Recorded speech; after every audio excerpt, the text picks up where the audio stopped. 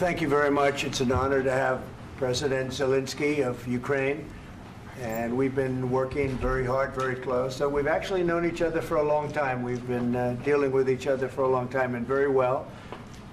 We had a little negotiation spat, but that worked out great, I think, for both countries, I think for the world, actually, beyond both countries.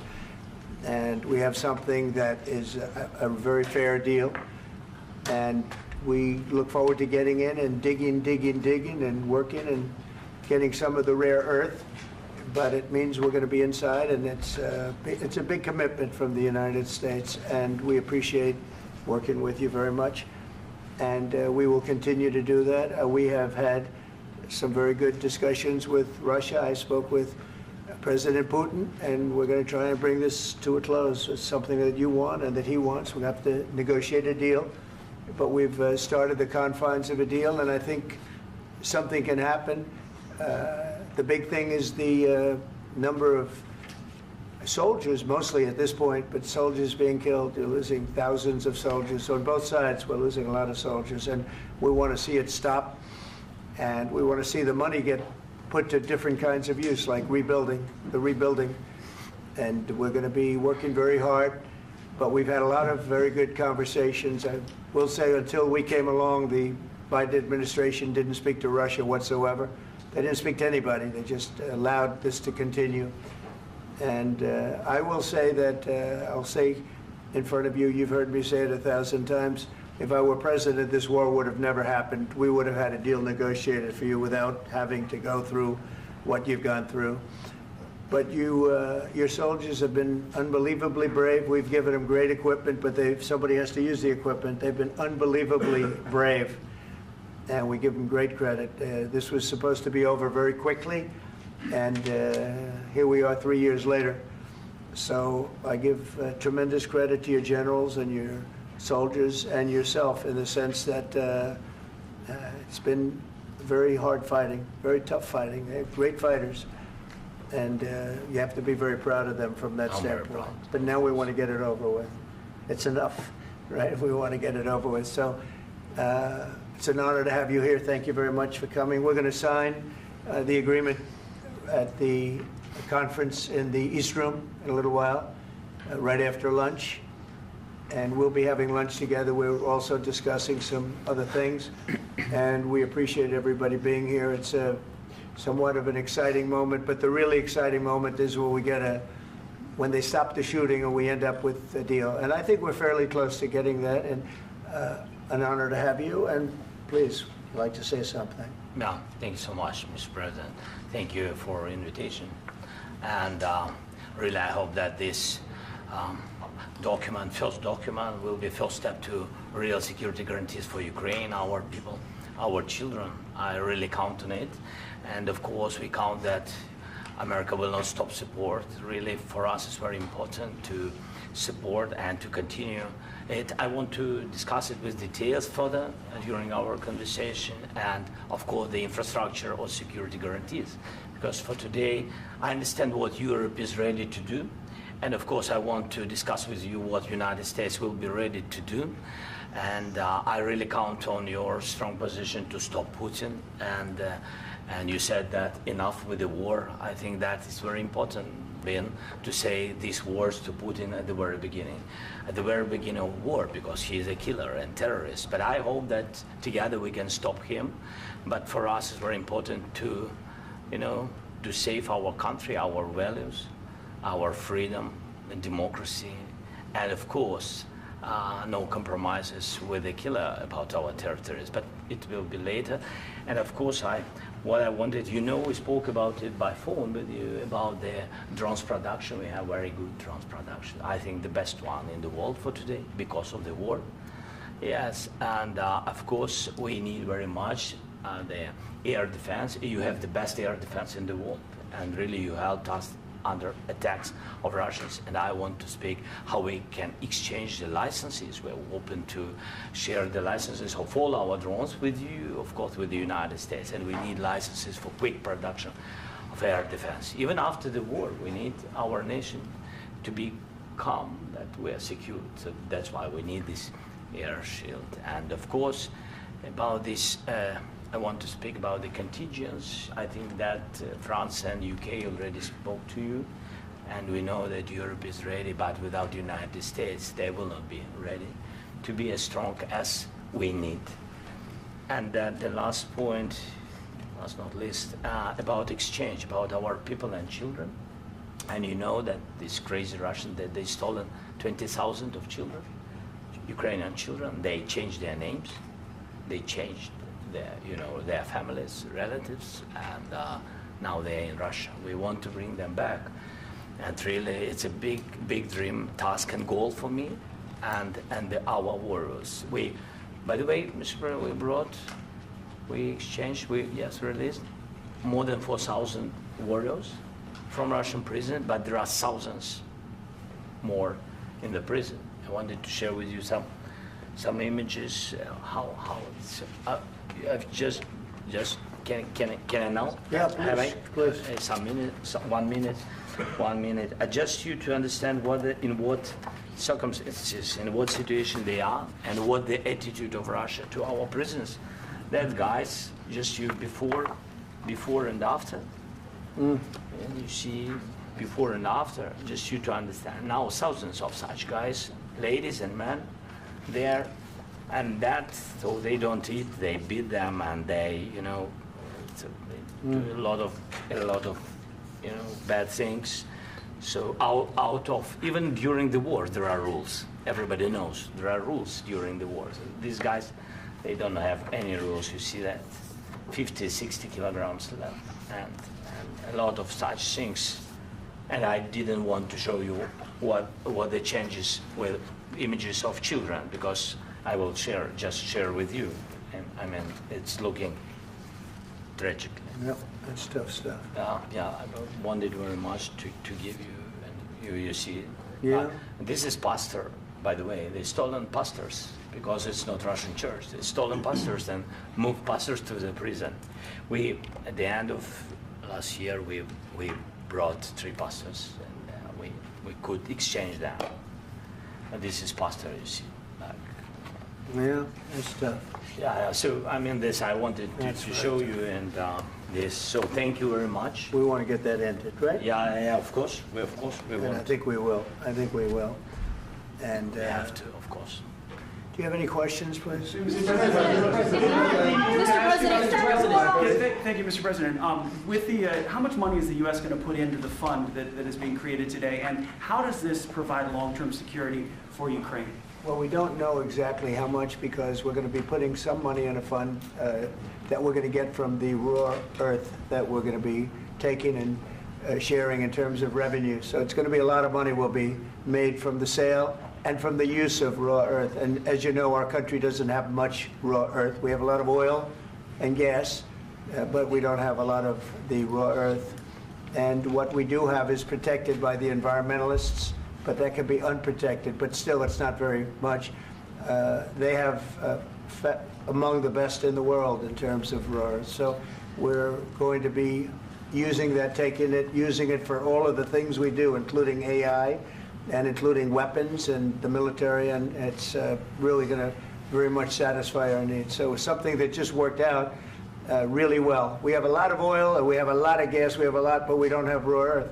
So this has just about every component of the raw earth that we need for computers, for all of the things we do. This puts us in great shape. And on long-term security for Ukraine, how does this provide it? I think they're going to have great luck. I think once we make the agreement, that's going to be 95% of it. They're not going to go back to fighting. I've spoken with President Putin, and I feel very strong. I've known him for a long time, and I feel very strongly that they're very serious about it, and we'll make a deal. And when the deal is made, I don't think, we talk about security. Everyone's talking about the other day, all they talked about was security. I said, let me make the deal first. I have to make the deal first. I don't worry about security right now. We have to have a deal, because right now, last week, 2,000 soldiers died on both sides. 2,000. And they're losing 1,000, 2,000, 3,000 a week. So as we sit here and we talk, people are getting shot and dying on the battlefield. And, you know, they're not American soldiers, but they're Russian soldiers and they're Ukrainian soldiers, and we want to be able to stop it. And we want to be able also to spend money on other things. We don't want to, this is a tremendous amount of money. And what the Biden administration did was terrible. They were giving money, but he had no security on the money. Europe, as you know, gave much less money, but they had security. It was in the form of a loan. They get their money back, and we didn't. And now, at least we're protected because the American taxpayer has to be protected too. But this is an incredible agreement for Ukraine because we have a big investment in their country now, and what they have, very few people have. And we're able to really go forward with very, very high-tech things and many other things, including weaponry that we're going to use in many locations, but that we need for our country. Mr. President, This allows us to do this. will you continue Sorry. sending military aid? Yes, go ahead, please. If I can just, yes. In the document, there is one of the very important points. If we speak about business and investment, we never had LNG terminals in Ukraine. This document will open. I mean, the next document, but anyway, here we see in the framework, we see really goodwill for this. LNG terminals for us is very important, and I think for security of European continent. We have the biggest storage, gas storage. We have the biggest in Europe. Yes, yes, and we can use it for LNG, use it for LNG, and we will do it. And really, we can help Europe because Europe really helped. President Trump said that they made less support, but they are our friends, and they are our very supportive partners. They really gave a lot, Mr. President. They did. They gave a lot, but they gave much less. No. Much less. No. No. No, not you. No. Okay. Okay.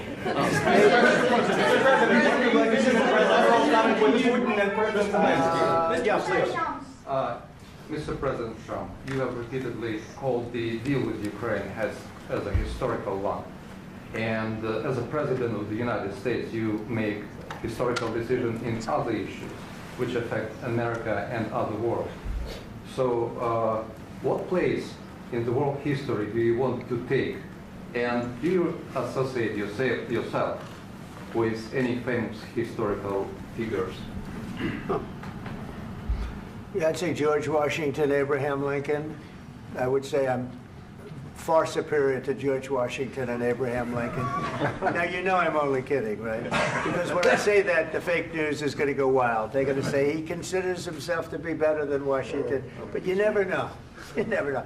I don't compare myself to anybody. I'm here to do a job.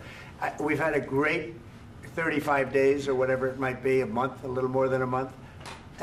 We've accomplished tremendous amounts. Not only this would be a very great achievement if we could get the war stopped and get them back to normalization. I think that's going to happen.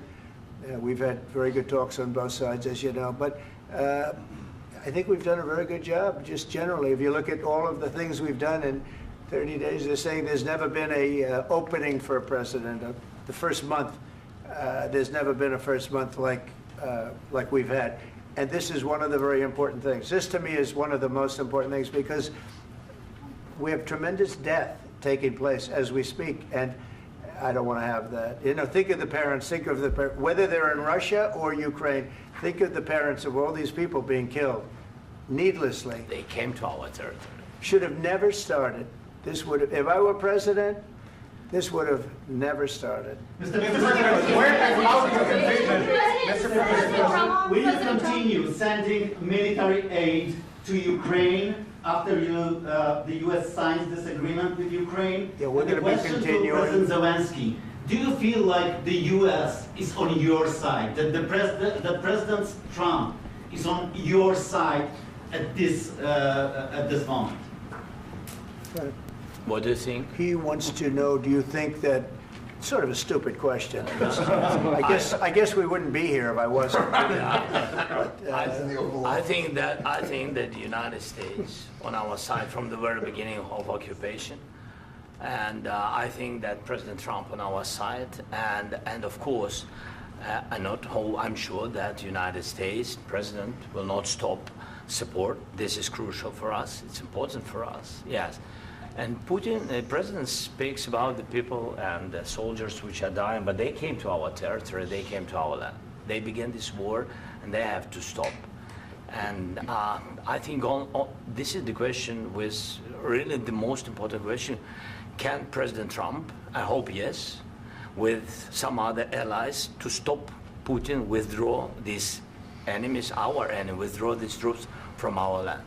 And I think that you asked about the history, I think that if President, or when, he will stop Putin, if President Trump will bring peace to our country, I think he will be on this wall, I think. We've had very, very good talks. What about military aid to Ukraine? President Zelensky just said that there will be no compromises with Vladimir Putin. I just wanted to ask both of you, firstly, are there compromises that you think that President Zelensky is going to have to make? And President Zelensky, is there anything that you might be thinking that you may be able to offer or bring to the table, for example, elections? Thank you. I think you're going to have to always make compromises. You can't do any deals without compromises. So certainly he's going to have to make some compromises, but hopefully they won't be as big as some people think you're going to have to make. That's all. That's all we can do. I'm here as an arbitrator, as a mediator to a certain extent between two parties that have been very hostile, to put it mildly. They've been very hostile. There's been a vicious war. There's been a vicious war. You know, it's a very level battlefield, and those bullets go out, and as I've said many times, we were talking about it with Pete, many times the only thing stopping those bullets is a human body. And in the case we're talking about, generally young human bodies are stopping a lot of bullets. It's dead level. That's why it's great farmland. It's great land. It's great farmland, but there's very little protection against the bullets that are being, and other things that are being shot. So all I can do is see if I can get everybody at the table and get an agreement. And I think we're going to end up with an agreement. Otherwise, I wouldn't probably be even here today. Mr. President, I've got two questions for you. You think ultimately your legacy will be the peacemaker and not the president that led this country into another war and ended foreign wars? And I've got a question. I hope it will. I mean, I hope I'm going to be remembered as a peacemaker. This would be a great thing if we could do this. I'm doing this to save lives more than anything else. Second is to save a lot of money, but I consider that to be far less important. So I hope I'm going to, thank you, Brian, for that question. It was a nice question. I hope I'll be known and recognized as a peacemaker. This would be a great thing to solve. This is a very dangerous situation. You know, this could lead to a third world war. This was headed in the wrong direction. If this election were lost, if we didn't win this election, and we won it by a lot, that was a mandate. We won every swing state. We won the popular vote by millions and millions of votes. We won everything. The districts, you look at the areas of red, take a look at a map. This was a big mandate, and this was one of the things. I said, we're going to get this thing settled. If we didn't win, I think this could have very well ended up in a third world war, and that would not have been a good situation. What was your second question? And my second question for President Zelensky, why don't you wear a suit? You're at the highest, why don't you wear a suit? You're at the highest level in this country's office, and you refuse to wear a suit. Just want to see if do you own a suit? Yeah, problems. A lot of Americans have problems with you not Really? respecting the dignity of this office. I will wear a costume after this war will finish. Okay. Yes, maybe one. Maybe something like this? Something like Yes, yours. sir. Yes. That'd be great. Maybe something better. I don't know. We will see. Maybe something cheaper than. Yeah. Thank you. Thank you. President Thank you. Trump. Thank you, President Trump. You said yesterday that you. Are you going to send more arms to Ukraine in case there's no peace? Yeah, we're going to have arms to Ukraine, yeah, sure. Hopefully I won't have to send very much, because hopefully we're going to have it finished. We're looking forward to finishing this quickly. We're not looking forward to sending a lot of arms. We're looking forward to getting the war finished so we can do other things. But we very much appreciate the agreement, because we needed what they had, and we're treating, you know, our country is now treated fairly. Biden didn't do that. He didn't know what the hell he was doing. This should have never happened. This should have never started. But you know, sure, the answer is yes, but hopefully we won't have to send much because I'm looking forward to getting it done quickly, very quickly. Does that mean you'll provide security guarantees, Mr. President? I don't want to talk about security yet because I want to get the deal done. You know, you fall into the same trap like everybody else. A million times you say it over and over. I want to get the deal done. Security is so easy. That's about 2% of the problem. I'm not worried about security. I'm worried about getting the deal done. The security is the easy part. Security is very nice. Everybody stopped shooting.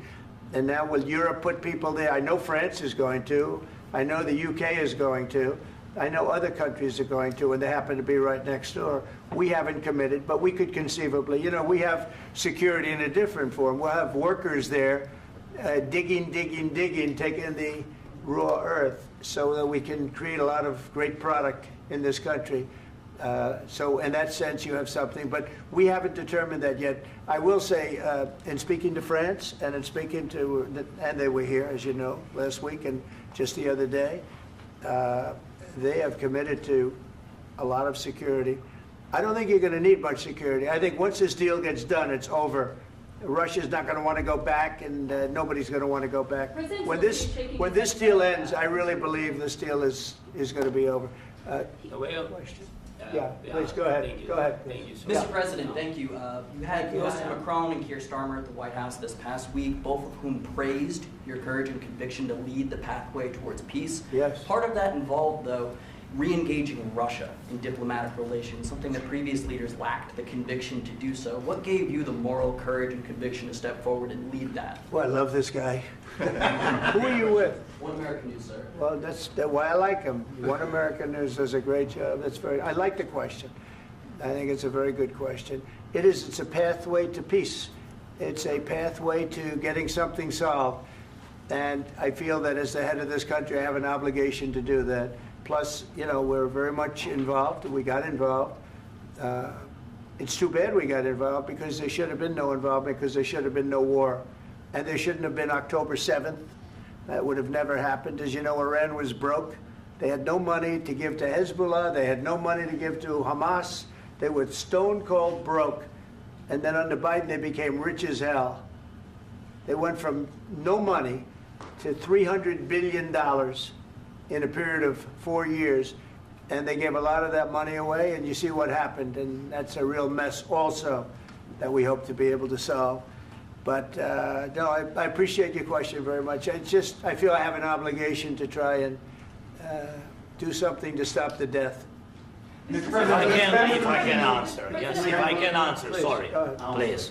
please. And I do like your clothing, by the way. Yeah, really? Even though I think he's a great guy, by the way. But I don't know if you two like each other. But you know what? I think he's dressed. I think he's dressed. I like this guy. I don't know I think him. he's dressed beautifully. So I have more serious things than answer on such Yeah, questions. sure, that's I will okay. answer on more serious That's a good questions if statement. I can. That's good. Yeah. So please, about security guarantees and about just ceasefire. We can't just speak about ceasefire and speak. It will not work. Just ceasefire will never work because I'm like a president. I have this experience, and not only me. Ukraine before my presidency, from the 2014, Putin broken 25 times. 25 times he broken his own signature. 25 times he broken ceasefire. But he never broke to me. He never broke to me. No, you were the president. He You never were the broke- president he during. never broke to me. In 2016, you've been the president, Mr. President. You've been the president, but he had, of course, not with you, but he had during those period. He had conversations with our side, and we had Normandy format. You know, the France, Germany, Ukraine, and Russia, and he broken 25 times. That's why we will never accept just ceasefire. It will not work without security guarantees. Security guarantees, maybe President is right about this document and other, but this document is not enough. Strong army is enough because his soldiers afraid, Putin's soldiers afraid of our soldiers when we're strong enough. If we are not strong enough, if we are empty, if our storage is empty, we can't defend our land. Today, you know, he knows that we have all the world knows that we have meeting. Yes, why he's using ballistic? Putin today using ballistic on our hospitals, schools, and etc. Ballistic. So he knows that we are here and that President Trump is really have goodwill to stop this war. And you hear now the president. So why he's using? So he doesn't want to stop. He doesn't want. But I hope that we will do it. Really, we'll do it. Security. When we speak about security guarantees, when the Europeans are ready for contingents, they need USA backstop. If there will not be United States, we will not never have any contingents, strong contingents from the Europeans, because they don't want to divide alliance, connection between the United States and the main and strongest ally and Europeans. And this is crucial, this is important. That's what we want to speak about very much. This is very important. And air defense. So air defense, really, we have big deficit with all these systems, and we need to provide this. We need it very much. Otherwise, Putin will never stop, and will go further and further. He doesn't want. He hates us. You know, it's not about me. He hates Ukrainians. He thinks that we are not a nation. He thinks, and he shared these thoughts. I think maybe with your team also. I don't know, but with all the Europeans, in media, officially and not, he always said that there is no such country, such nation, such language, and such life like Ukrainian. No, he really doesn't respect all the Ukrainians, and he wants to destroy us. And you are right, Mr. President, that's 2%. This document, maybe other documents, it's a very good start, very good, but it will not enough to stop this person. Should Russia pay to rebuild Ukraine? Mr. President, under these Should Russia pay to rebuild Ukraine? They have to pay. This question you This didn't is like the rule. because This is the rule of because the war. I'm This is sorry. the rule of the war.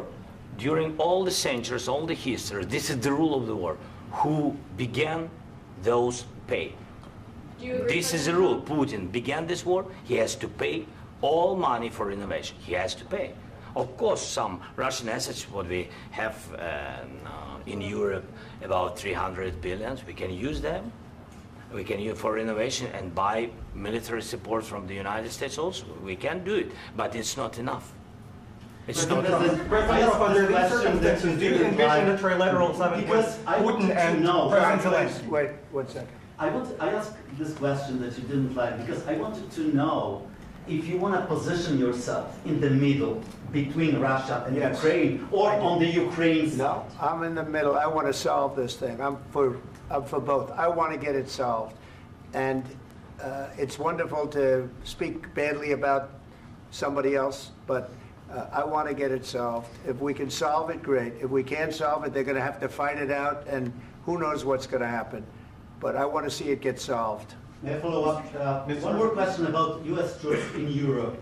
After Russian invasion of Ukraine, your predecessor sent additional troops to Eastern Europe, including Poland, my country. Yeah. Are you committed to keeping these troops on the eastern flank of NATO in the future? I'm very committed to Poland. I think Poland has really stepped up and done a great job for NATO. They, as you know, they paid more than they had to. They are one of the finest groups of people I've ever known. I'm very committed to Poland. What about Baltics? Poland's in a tough neighborhood, you know. What about the Baltics? The Baltics, they got a lot of, it's a tough neighborhood too, but we're committed. We're going to be very committed, and we're committed to NATO. But NATO has to step up, and the Europeans have to step up more than they have. And I want to see them equalize, because they are in for far less than we're in, and they should be at least equal. You understand that? Why is the United States, we have an ocean in between, why is the United States in for so much more money and other things as Europe? With that being said, and as you said, they've also been obviously very helpful, but we have put in far more than they have, and I think they should equalize. Mr. President, Please, go ahead. Ask you about the agreement again today. What changed between the first time that Secretary Bessent gave President Zelensky the agreement and today for the signing? We made a deal. So What was the I'm just- deciding factor? I'm a business person. We made a deal. That's what changed. Along with minerals. I didn't think we were going to make a deal, and We ended up making the deal, so that changed. Mr. President, what and how do you envision a trilateral summit with President Zelensky and Putin? I don't know, under but these well, they circumstances? don't like each other, I can tell you that. Okay? They do not like each other. This is not a love match, and it's unfortunate. That's why you're in this situation. The United States should not have allowed this to happen, okay? The United States, run by a man that didn't know much, I'm going to be very nice, run by an incompetent person, very incompetent person, should never have allowed this to happen. I've stopped wars. I've stopped many wars. My people will tell you, I stopped wars that nobody ever heard about. I stopped wars before they ever started. You can look at some of, I could give you a lot of nations that would tell you right now they were probably going to war. I could tell you right now there's a nation thinking about going to war on something that nobody in this room has ever even heard about. Two smaller nations, but big, still big. And I think I've stopped it. But this should have never happened. Mr. President. About sorry, just a second. About any negotiations. First of all, I want really to tell you, and I think that everybody understands that Ukraine, more than Ukrainians, nobody wants to stop this war. But at the future, any negotiations, it's understandable that two sides of the war, not Russia and the United States, because this is not the war between Russia and the United States. This is war of Russia against Ukraine and Ukrainian people. So these two sides will be at the anyway will be at the negotiation table. Then of course United States, like the strongest partner of the Ukraine, and of course Europe. I think Europe is very important. I want to speak about it with the president.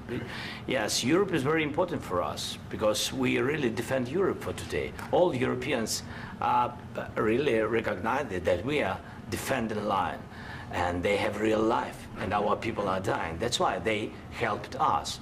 And also, it's about the NATO. Yes, between, like the president said, you have big, nice ocean.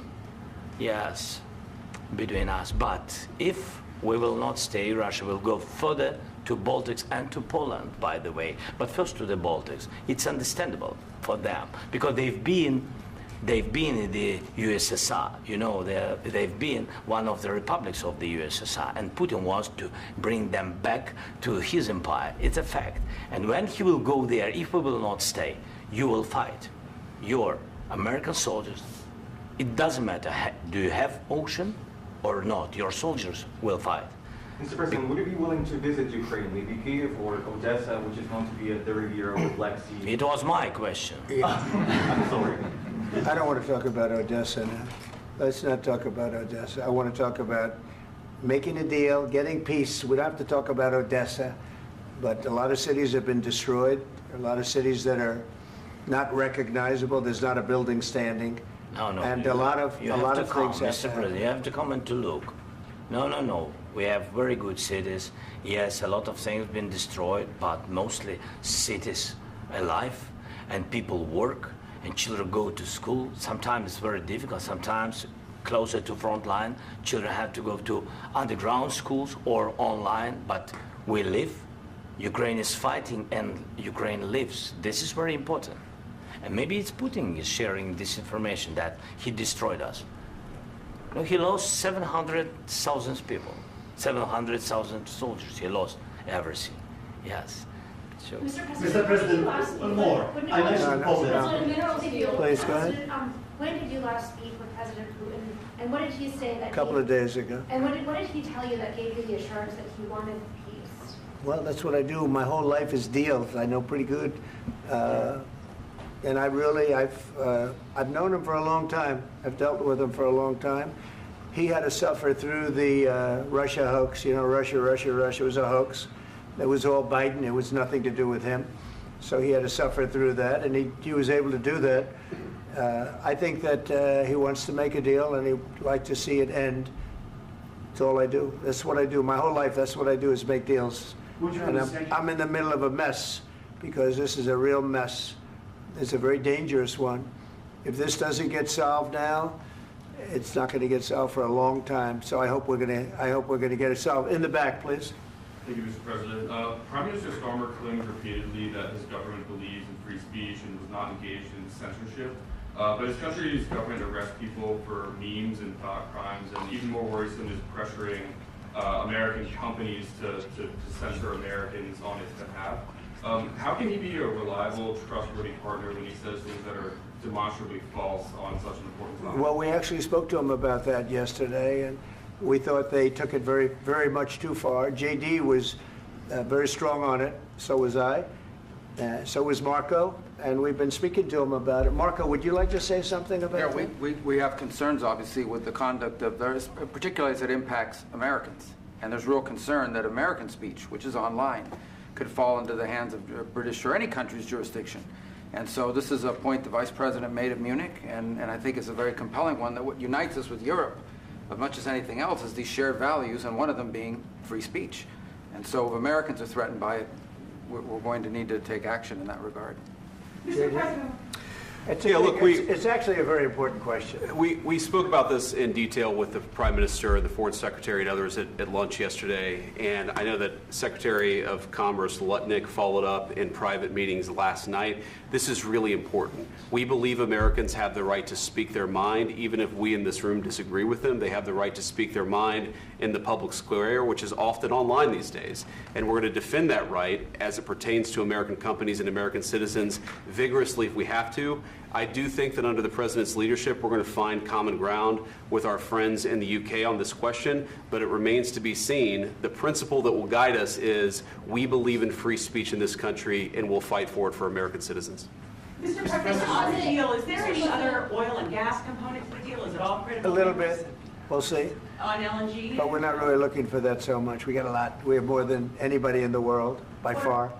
So no, we're not talking about it too much, but a little bit. I think it affects also, but for the most part, no. And sir, is there any agreement from Ukraine to purchase U.S. LNG as part of the deal, or is that on the table at all? No, we don't need that. Mr. President, I just wanted to ask you about, you just mentioned that you'd spoken to Vladimir Putin a couple of days ago. Just to be clear, that's a new call, not the one that you... I've spoken to him on numerous occasions. Okay, and how was the latest call? What did you discuss? How did it go? Are you serious with that question? I am, I'd love to know. It went well. I think we're going to have a deal. On the minerals deal, Mr. President, some of those minerals are in the east of Ukraine, not far from the front lines and in areas that Russia has occupied. Will you direct President Putin to withdraw his forces from those areas if there's U.S. interest? Well, we'll take a look at the time. We have a lot of area. It's a very big area we're talking about, so we'll take a look. I'll study that and I'll see. And who would protect those minerals if they are U.S. interest? Would that be Ukrainian They'll forces? They'll be protected. European The agreement forces? will protect them. U.S. The forces? agreement, yeah, we're signing an agreement. You know? Right, but what if Russia tries to invade or there's Russian aggression in those spots? I just told you, I don't think that's going to happen. And if that were going to happen, I wouldn't make a deal. If I thought that was going to happen, I wouldn't make a deal. Some people may wonder why. You know, they ought to focus on CNN on survival, not asking me these ridiculous questions. Focus on surviving, because CNN's got such low ratings, I don't think they're going to survive. Let's go.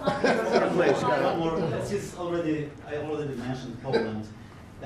Poland was under Russian control for decades after the Second World War. When I was a kid, I looked at the United States not only as a most powerful country, richest country in the world, the country that has great music, great movies, great muscle cars, but also as a force for good. And now I'm talking with my friends in Poland, and they are worried that you align yourself too much with Putin. What's your message for them? Well, if I didn't align myself with both of them, you'd never have a deal. You want me to say really terrible things about Putin and then say, "Hi, Vladimir, how are we doing on the deal?" That doesn't work that way. I'm not aligned with Putin. I'm not aligned with anybody. I'm aligned with the United States of America and for the good of the world. I'm aligned with the world, and I want to get this thing over with. You see the hatred he's got for Putin. It's very tough for me to make a deal with that kind of hate. He's got tremendous hatred, and I understand that, but I can tell you the other side isn't exactly in love with, him either. So it's not a question of alignment. I'm aligned with the world. I want to get the thing set. I'm aligned with Europe. I want to see if we can get this thing done. You want me to be tough? I could be tougher than any human being you've ever seen. I'd be so tough. But you're never going to get a deal that way, so that's the way it goes. All right, one more question. Hey, I want to respond to this. So look, for 4 years in the United States of America, we had a president who stood up at press conferences and talked tough about Vladimir Putin, and then Putin invaded Ukraine and destroyed a significant chunk of the country. The path to peace and the path to prosperity is maybe engaging in diplomacy. We tried the pathway of Joe Biden of thumping our chest and pretending that the President of the United States' words mattered more than the President of the United States' actions. What makes America a good country is America engaging in diplomacy. That's what President Trump is doing. Can I ask you? Sure. Yeah? Yeah. Okay. So he occupied our parts, big parts of Ukraine, part of East and Crimea. So he occupied it on 2014. So during a lot of years, so I'm not speaking about just Biden, but those time was Obama, then President Obama, then President Trump, then President Biden, now President Trump, and God bless, now President Trump will stop him. But during 2014, nobody stopped him. He just occupied and took. He killed people. You know what the contact 2015. 2014. 2014 and 2015. 2014. Yeah. So I was not here. Yeah, but that's exactly right. Yes, but during 2014 till 2022, yeah, the situation the same. The people have been dying on the contact line. Nobody stopped him. You know that we had conversations with him, a lot of conversations, my bilateral conversation, and we signed with him, me, like a new president. In 2019, I signed with him the deal. I signed with him, Macron and Merkel, we signed ceasefire. Ceasefire. All of them told me that he will never go. We signed him with gas contract. Gas contract. Yes, but after that, he broken this ceasefire. He killed our people and he didn't exchange prisoners. We signed the exchange of prisoners, but he didn't do it. What kind of diplomacy, JD, you are speaking about? What do you mean? I'm talking about the kind of diplomacy that's going to end the destruction of your country. Yes, but if you Mr. President, with respect, I think it's disrespectful for you to come into the Oval Office and try to litigate this in front of the American media. Right now, you guys are going around and forcing conscripts to the front lines because you have manpower problems. You should be thanking the President for trying to bring an end to this conflict. Have you ever been to Ukraine that you say what problems we have? I have been to. Come once. I've actually watched and seen the stories, and I know what happens is you bring them on a propaganda tour, Mr. President. Do you disagree that you've had problems bringing people into your military? And do you think that it's respectful to come to the Oval Office of the United States of America and attack the administration that is trying to prevent the destruction of your country? A lot of questions. Let's start from the beginning. Sure. First of all, during the war, everybody has problems. Even you, but you have nice ocean and don't feel now, but you will feel it in the future. God bless. You don't know that. God bless. You don't God know bless. that. You will not have a war. Don't tell us what we're going to feel. We're trying to solve a problem. Don't tell us what we're going to feel. I'm not telling you. Because I'm you're in no answering on position this to question. dictate that. That's Remember exactly what this. you're doing. You're in no position to dictate what we're going to feel. You We're going to feel very you will good. Feel influence. We're going to feel very I'm good and telling very you, strong. You will feel influence. You're right now not in a very good position. You've allowed yourself to be in a very bad position, and he happens to be right about it. From the very beginning of the war. You're not in a good position. You don't have the the cards right now. With us, you start having not cards. playing cards. Right now, you don't. I'm very You're playing serious, cards. Mr. President. You're I'm playing very cards. serious. You're I'm gambling the with the president lives in of war. millions of people. You're you- gambling with World War III. what you're You're speaking gambling about? with What you're World speaking War about? III. And what you're doing is very disrespectful to the country, this country. That's with back all to you. respect to your Far country. more than a lot of people said they respect. should have. Have you said thank you once? This A lot entire of meeting? times. No, in this Even entire meeting, today. have you said thank Even you? today. You went to Pennsylvania and campaigned for the opposition in October. Offer some words of appreciation for the United States of you America speaking about? and the president who's trying to save your country. Please, you think that if you will speak very loudly about the war, you He's can... not speaking loudly. He's not speaking loudly. Your country's in big trouble. Can I Wait a answer? minute. No, Can you've I done a lot answer? of talking. Your country is in big trouble. I know. You're not I winning. know. You're not winning this. You have a damn good chance of we are coming out staying, okay because of Mr. us. President, we are staying in our country, staying strong from the very beginning of the war. We've been alone, and we are thankful. I said thanks You haven't in been this alone. cabinet, You and haven't not been only alone. in this We cabinet. gave you, through I this said stupid thank you. president, $350 billion. You We voted gave for you your military president. equipment, You and you voted men for are your brave, president. but they had to use our military. What about West? If you didn't have You our invited military me- equipment, You invited if me you to didn't speak. have our military equipment, this war would have been over in 2 weeks. In 3 okay? days, I heard it from Putin. In 3 days, this is something Maybe new. less. In 2 weeks, of course, yes. It's going to be a very hard thing to do business like this. I Again, tell you. just say thank you. I said a lot of times that there, thank you accept to that- American people. Accept that there are disagreements, and let's go litigate those disagreements rather than trying to fight it out in the American media when you're wrong. We know that you're wrong. But you see, I think it's good for the American people to see what's going on. I understand, sir. I think it's I very understand. important. That's why I kept this going so long. You have to be thankful. You I'm- don't have the I'm cards. thankful. You're buried there. Your people are dying. tell you You're again, running low I know. on soldiers. Don't- Listen, don't please, you're running Mr. low on President. soldiers. It would be a damn good thing. Mr. And then President. then you tell us, I don't want a ceasefire. I don't want a ceasefire. I want to go and I want this. Look, if you could get a ceasefire right now, I tell you, you take it so the bullets stop flying and your men stop getting killed. Of course, we want to stop the war. But you're I saying said- you don't want a ceasefire. But I said to you, I want a with ceasefire. guarantees. Because you'll get a ceasefire faster than an agreement. Ask our people about ceasefire, what they think. That wasn't it doesn't with matter me. for you what That what wasn't this with me. means. It That was wasn't with you. a guy named Biden, who was not a smart person. This That is was your, with, this that is was with your Obama. president. It was your president. Excuse me. That was with Obama, who gave you sheets, and I gave you javelins. Yes. I gave you the javelins to take out all those tanks. Obama gave you sheets. In fact, the statement is Obama gave sheets and Trump gave javelins. You got to be more thankful, because let me tell you, you don't have the cards. With us, you have the cards. But without us, you don't have any cards. One more question to Mr. Vice President. I'm sorry. It's going to be a tough deal to make, Um, because the attitudes have to change. What if Russia breaks ceasefire? What if Russia breaks peace talks? What do you do then? I understand that it's a heated conversation right now. What are you but saying? what She's if asking, Russia- what if Russia Putin breaks the breaks ceasefire? What if anything? What if a bomb drops on your head right now? But they have Okay? broken What if they ceasefire broke it? many I don't know. They broke it with Biden, because Biden, they didn't respect him. They didn't respect Obama. They respect me. Let me tell you, Putin went through a hell of a lot with me. He went through a phony witch hunt where they used him and Russia. Russia. You ever hear of that deal? That was a phony Hunter Biden, Joe Biden scam. Hillary Clinton, Shifty Adam Schiff. It was a Democrat scam. And he had to go through that. And he did go through it. We didn't end up in a war. And he went through it. He was accused of all that stuff. He had nothing to do with it. It came out of Hunter Biden's bathroom. It came out of Hunter Biden's bedroom. It was disgusting.